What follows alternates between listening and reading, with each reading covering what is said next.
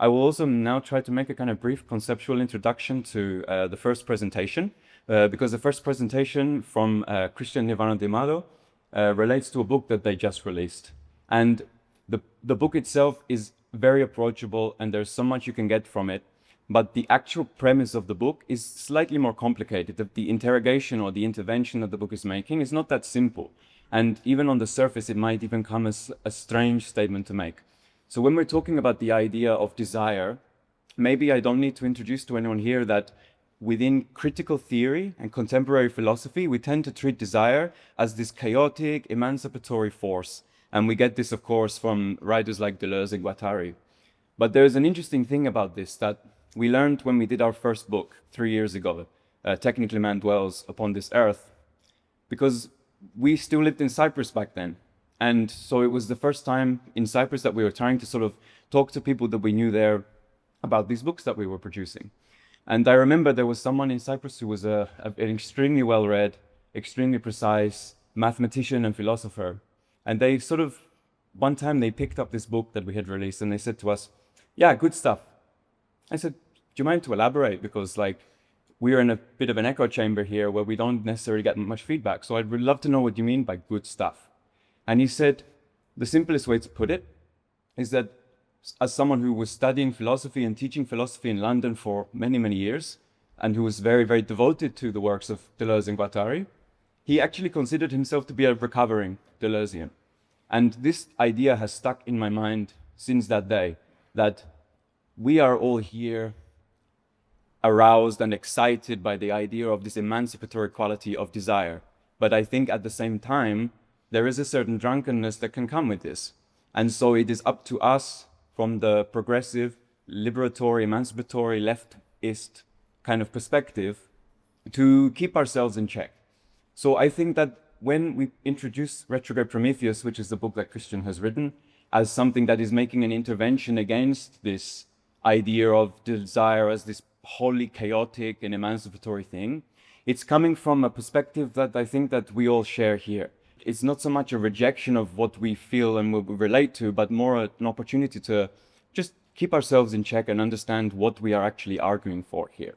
So I think that it should serve as some kind of introduction to Christian's work, which is titled Retrograde Prometheus, Computation and Subjectivity. So if I can introduce Christian to the floor, he will be talking about what is this relationship between computation, desire, subjectivity, and what can we as progressive people learn from this perspective. So please.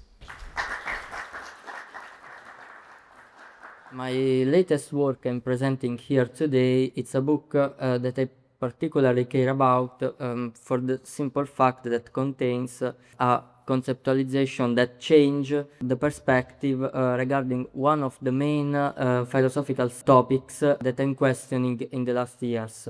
Theory of the subject, desire, technology, and their political implications. Given this premise, let me introduce this work briefly before we enter deeply in. In Retrograde Prometheus, I tried to build a theory of subjectivity and desire differently to an existent theory, which are always in some way, as Clay said before, in some way post-Lacanian or post-Deleuzian. And in general, the common place about desire is that it is an entropic, chaotic, creative, and unpredictable force. And because of this, potentially revolutionary or emancipatory. I've tried to take an opposite direction. I adopt an approach that met philosophy of technology, psychoanalysis, and natural history, physics, anthropology, to develop this central thesis. The subject is substantially computational, and human desire structurally tends toward stability, predictive anticipation, and calculation. It has an eigentropic basis. And from this desire emerge technology, civilization, and capitalism. In some way, our computational desire, a defective and excessive version of the self-preservation instinct, bring us to extinction. And for this reason, Prometheus, the titan of progress, that in this book is the subject itself, all of us, is always retrograde, because the advancement is illusory, an artifice produced by our common capitalist notion of progress, and each step forward brings us into a neo-primitive state of ethic and morality. I'll be reductive in some scientific and historical aspect, but I don't have time here, of course, for a scientific literature review. So I hope you will forgive me, but of course in the book you will find all the aspect more deeply analyzed. Having finished this introduction, I would now like to begin by starting from the origin of life itself. Life is said to have originated as an abiogenetic reaction of matter exposed to the sun, which, by stressing with its energy, causes it to undergo evolutionary contortions. Life does not emerge from equilibrium, it emerges from stress. Solar radiation strikes matter. Matter is exposed to energetic disequilibrium, and from this exposure, organization arises. As a thermodynamic reflections, life is a local negentropic configuration within a generally entropic and chaotic universe, and stress produces adaptation. This stress response function is common to all forms of life, from the simplest to the most complex.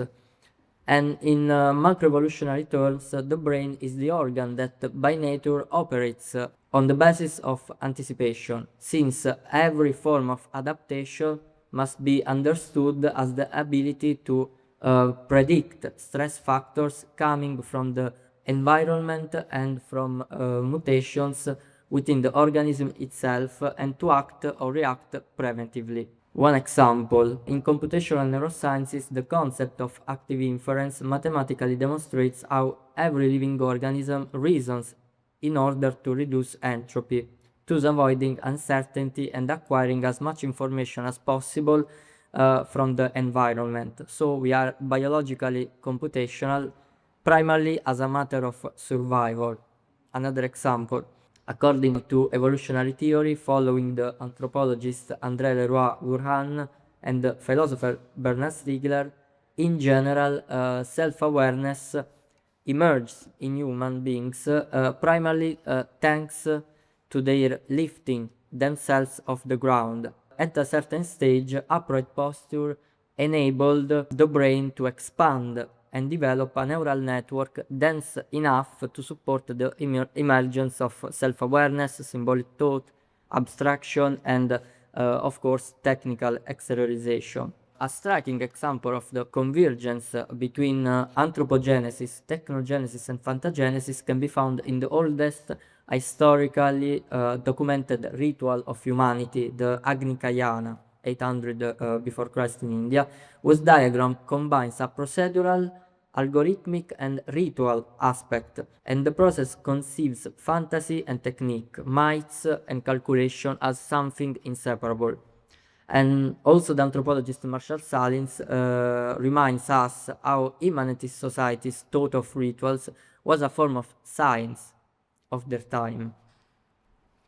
Another example, etymological example, derived from Latin, the term desire literally means without stars, desiderio, and some priests, prophets, and magicians of antiquity used to divine the stars. And when the sky was overcast, however, predicting and anticipating the future became impossible, and this burning expectation of the future created the temporal condition of desiderio, the condition of absence of stars. So, even etymologically, desire is therefore essentially negentropic and statistical, Promethean, and the priests of yesterday sought predictive data in the stars, but in a deeper and more substantial sense, this drive did not tend to fill an original void that preceded the subject, but rather a posterior void, a void of future to be filled, in this case with divination of the stars. In short, since the dawn of humanity, there has never been a separation between the two parts, imagination and technique, and technology and related techniques have something magical about them at the level of belief and experience. Just as every ritual, magic, and superstition is often rooted in a procedural ritual that is, to a certain extent, calculated, algorithmic, and computational. So the predictive practice itself, whether based on data or stars, is rooted in this union. Why I say this? Self-awareness, technique, and imagination revolve around anticipation, which is developed through experience. If this capacity for anticipation is present in different ways in many organisms and living beings, in our case, combining the above aspects, the capacity for prediction becomes more complex. Human beings, as beings endowed with the Promethean fire of imagination and technology, go beyond need and begin to desire. Desire is the potential anticipation of something that is not present, has never been present, or is no longer present. Is the possibility of anticipation and calculation mixed with passions, and desire is a string stretched between the past, present, and future. Is the way we move through time, and is also simultaneous with or runs parallel with an awareness of death. And this awareness of finitude entails a fundamental desire for stability, an evolution of that basic instinct of self-preservation.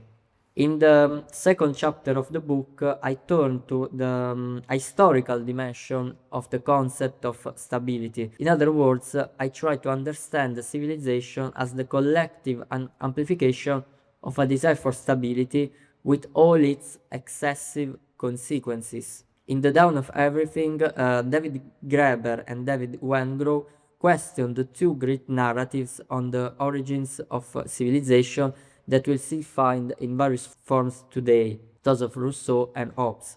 In short, according to Rousseau, early humans lived in a state of nature characterized by innocence and egalitarianism.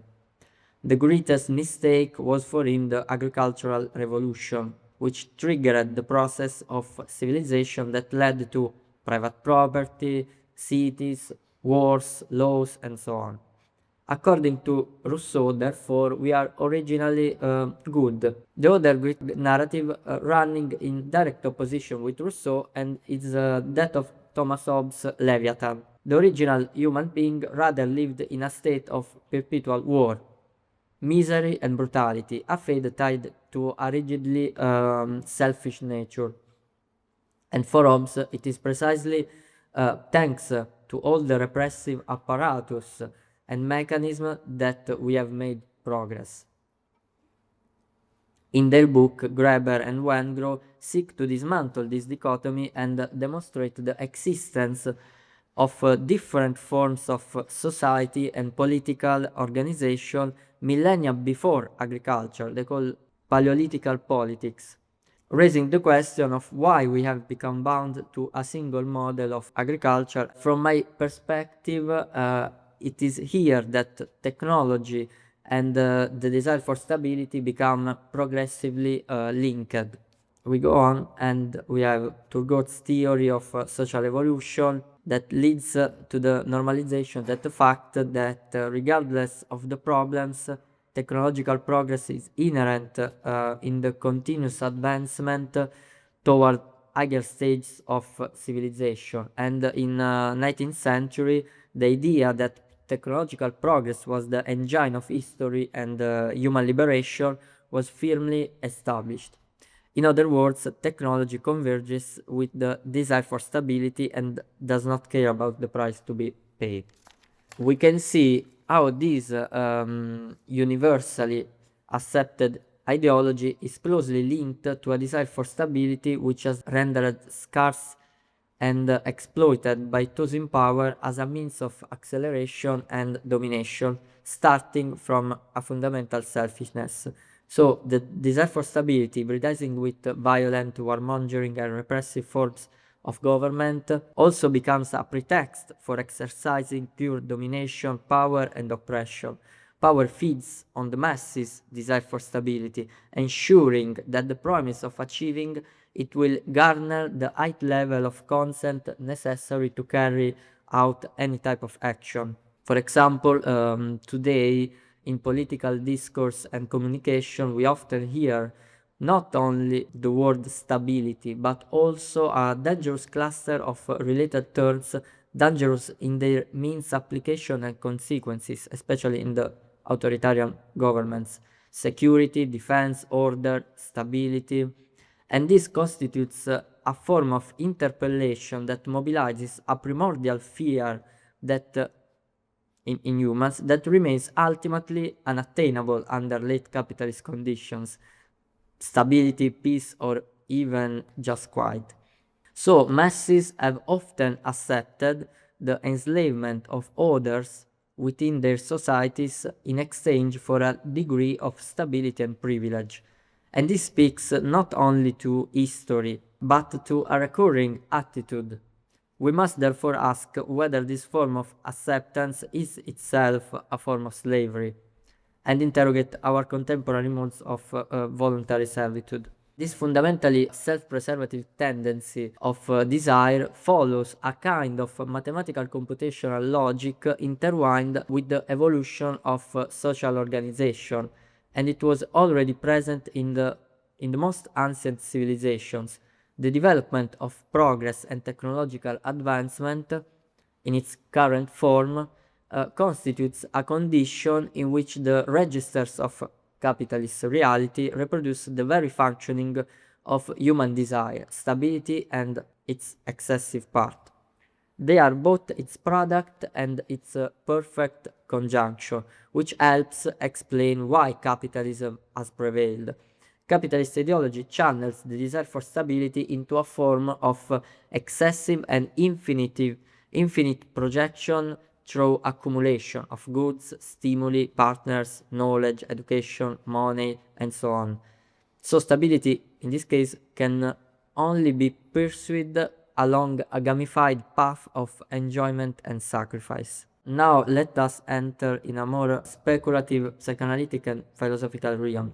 In his famous essay, Beyond the Pleasure Principle, Freud, starting from Fechner's principle of stability, which follows the second law of thermodynamics, imagining a perpetual mutation of a system until it reaches complete stability. To this, he adds the concepts of pleasure and displeasure, linking every mutation towards stability to a pleasant sensation or condition. Extreme stability, of course, is considered death. From an entropic and negentropic perspective, the concept of the death drive, as conceived by Freud, will be an negentropic desire for extreme stability, a desire to return to an inorganic state of inert matter, diverted of stress factors. However, these basic drives are diverted and influenced by external factors, life drives, and from my perspective, as argued in the book, both drives respond to a desire for stability, and more specifically, we desire stability, but in order to maintain it, it is necessary to introduce elements that question and endanger it. Stability is maintained precisely by these negative elements. It is constituted in relation and in opposition to them, without which there will be no principle of stability itself. So entropy, disorder, and chaos always responds to a desire for stability, less biological and more cultural, innervated by the conjunction of the external world, and therefore under the aegis of all registers of reality. So the negentropic desire for stability complements also Zizek's view of the death drive as an excess produced by stability and containment, an excess that can only explode entropically in a reasonably insane and self-destructive way. Every overload of this tension is met with an equal explosive dissipation that's self-destructive death drive, which is not actually dysfunctional, but always responds to the negentropic law of desire for stability. The liberating and self-destructive act, apparently chaotic, of pure explosive energy is always a reaction to a lost stability, forgotten, to be rediscovered or betrayed, idealized or non-existent. If we take popular films as examples, we can find the same structure. Sometimes the cycle is completed, sometimes it is not. It is not a linear path, but that's precisely the point. I don't have time here to fully explain this theory through films, but I simply mention few popular films that you probably know, so I can offer just some suggestions without going into detailed explanation. Very casual movies. This argument of a fundamental desire for stability does not eliminate our entropy. That Dionysian vision of the world of ecstasy that is believed to be our true nature outside of all the superstructures we have created. As one might imagine, nature and culture are not so separate, and often a certain nature is always already included within culture. So the Dionysian festival, with its forms of intoxication, psychotropic narcosis, orgiastic excesses, play, and class dissolution, takes place precisely within a certain order which, through its temporary negation, leaves room for the maximum creative expression of human entropy, so that it can be expelled from a certain order of things, and this will therefore not be a more natural state than the one denied, the computational subjectivity, unfortunately. All disorder is also an order of things, and we always desire order even when we talk about dynamic or apparently disordered phenomena or experiences. In other words, for example, a party is not merely a way for power to restabilize order within a society or community through a small entropic explosion. It is also a way for the subject to recalibrate and restore a inner stability. Now, try to go a step further. Real disorder is beautiful only when imagined, idealized, or realized in short and ephemeral times. If this form of entropic desire for disorder leads to repetition, it enters the realm of the ordinary, becoming an obligation rather than a choice. And when desire loses its coordinates of stability, or when certainty in general collapses, it becomes entropic and sprawling. Desire is infernal when stability is lost.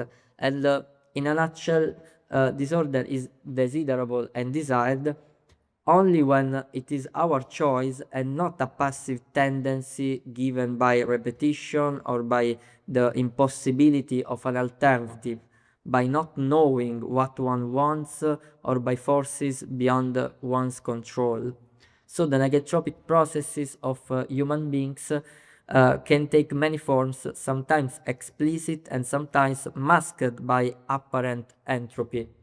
But the desire for stability is the basic motive underlying everything. And capitalism and political propaganda today are reshaping and reconfiguring their powers by operating precisely on this desire for stability.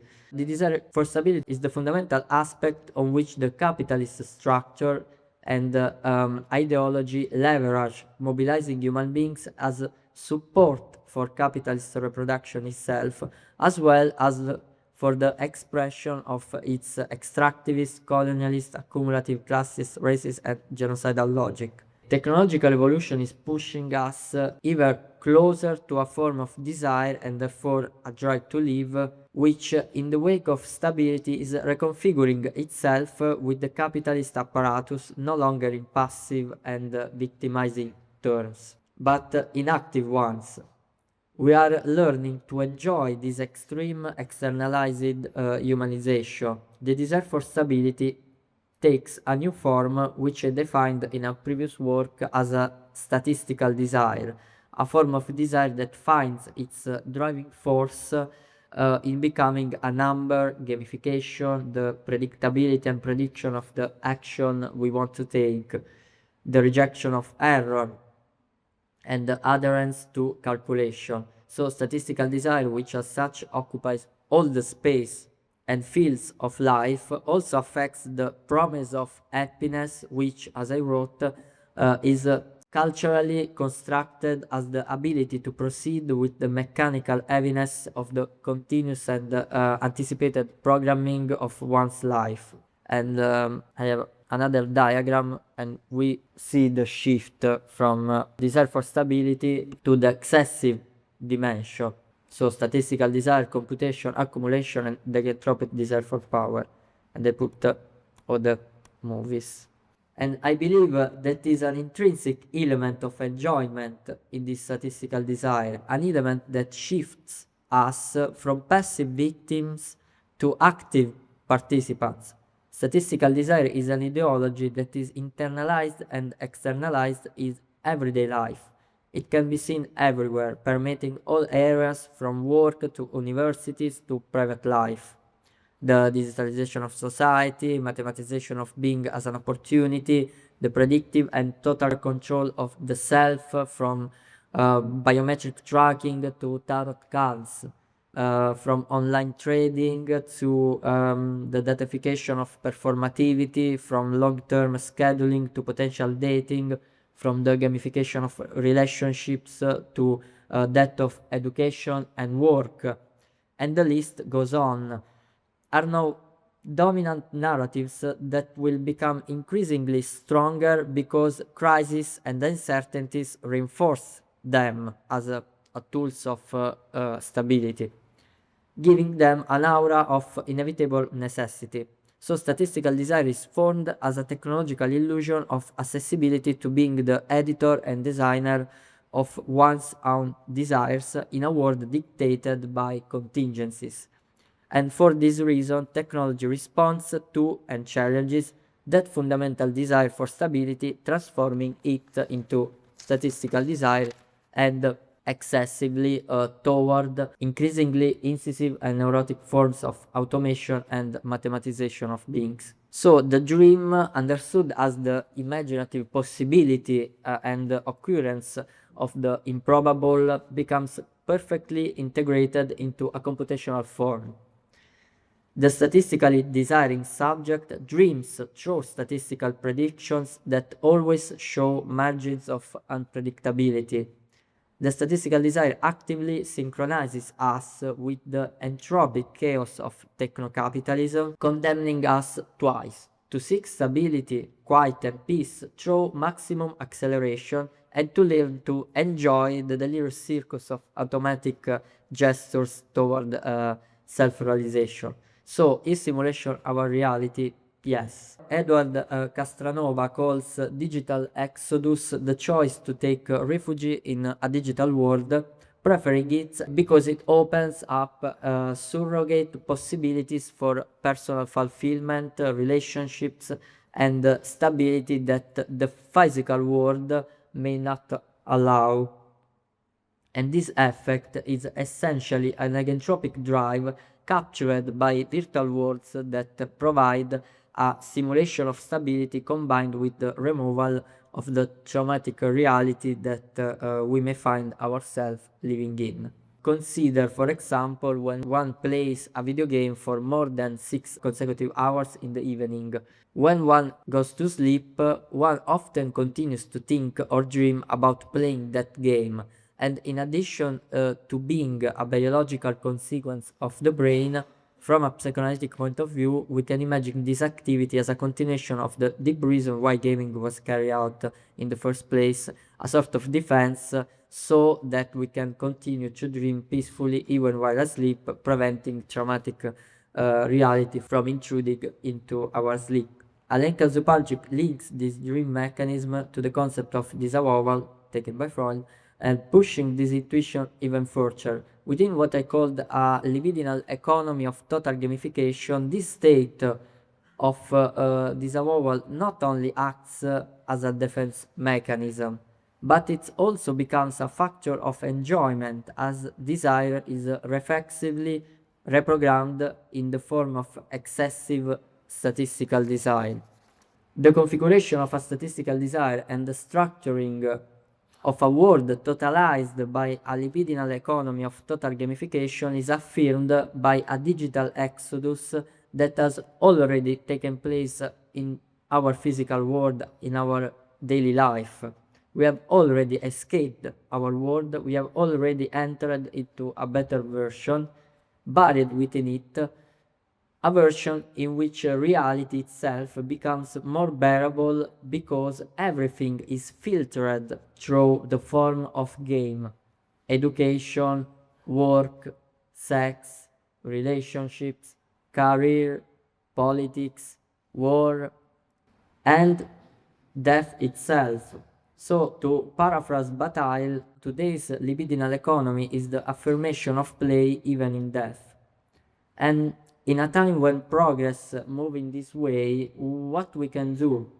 Today, the theory of explosive and infernal desire as a potentially emancipatory force has flattened the possibilities for thinking alternative models and revealed its limit, above all because it is linked to forms that are less organized and strategic and more often tied to short-term satisfaction, often dopaminergic, passive or performative, while at other times appearing as a genuine but naive and optimistic form that ultimately proves ineffectively. Perhaps we need to think through the mind and tools of computational subjectivity. We need to organize our life and actions through a critically anticipatory realism. This is what I call total retrograde Prometheus in the book. What if we were to redirect the statistical, anticipatory, predictive, and computational dimensions of our subjectivity, in other words, that Promethean component more often mobilized for capitalist reproduction, in order to disrupt and gradually transform different levels of society through an agenda grounded in ethics, dignity, equality, and freedom? Perhaps nothing will come of it because we are, as humans, doomed to fail due to our excesses and selfishness. And yet we are also doomed, as humans, to continue trying. Our desire is always under tension, oriented toward the production of a better future condition through anticipation. Faced with this, our computational subjectivity can be a selfish, self-defensive, conservative, and excessive mode of life in a collapsing world, but it can also become a new form of political subjectivation, and this latter possibility will be the focus of my next research.